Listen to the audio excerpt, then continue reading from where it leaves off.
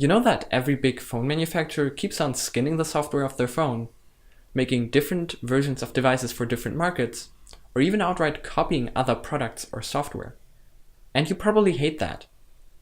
But are manufacturers really wasting their resources doing this? Why do they keep on doing these things if they make us upset? Hey, I'm Brian with EBO Gadgets, and here's why and why that is still kind of bad for us.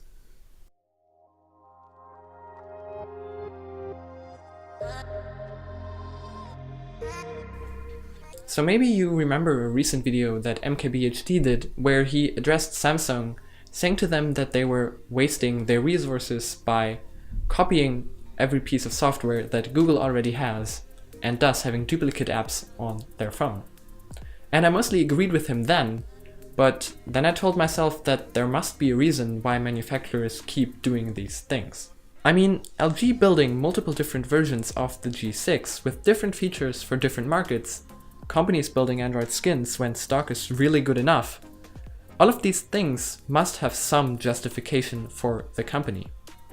Because the general opinion in the tech community is that this is just upsetting everybody and that it takes time and effort to do these things, so why waste resources and do it in the first place? Can't they just focus on making what they do the best better instead? So let's first get to why LG is building different versions of the G6. The Korean version has a quad DAC, the US version has wireless charging, and the European version unfortunately has neither. And this leaves us wondering why they are producing different versions when they could just sell one that has it all. LG said that their reason for doing this is that there is just not enough demand for these features outside of the markets that they are offered in. And I mean, I don't really understand, because I'm a European and I clearly have a demand for wireless charging.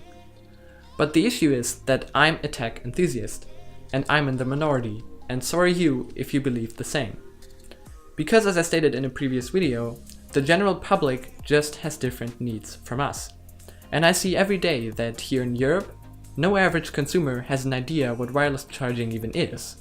And when almost nobody is going to care about that feature save for buying a phone based on it, then LG can save a few bucks by leaving it out, and that will add up to millions saved for them.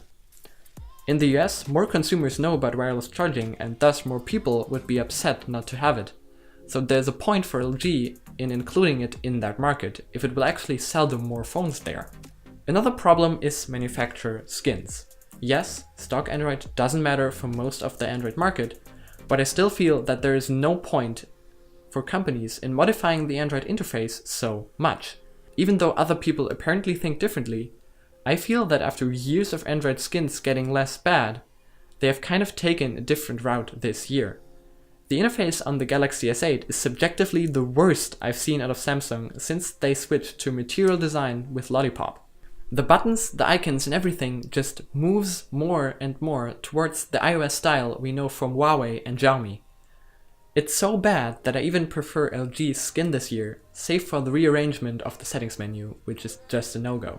And skins are also one of the main causes of Android updates taking so long.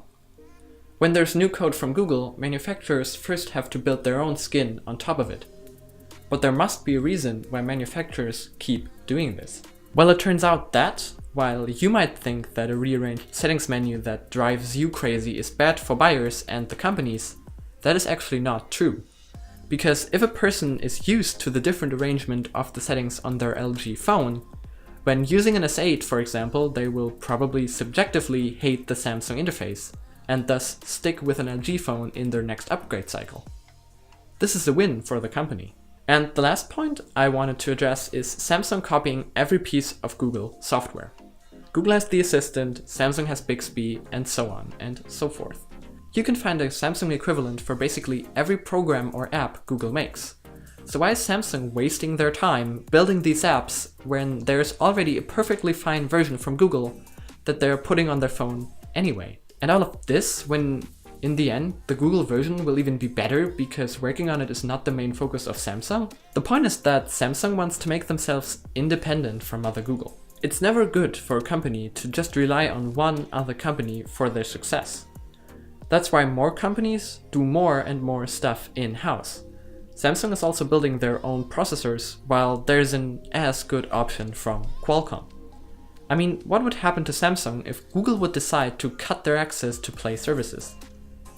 I mean, that's not going to happen right now because everybody is much too reliant on the Play Store, but if it were when apps don't matter as much anymore, Samsung is definitely better off when they already have replacements for the then missing Google apps in place.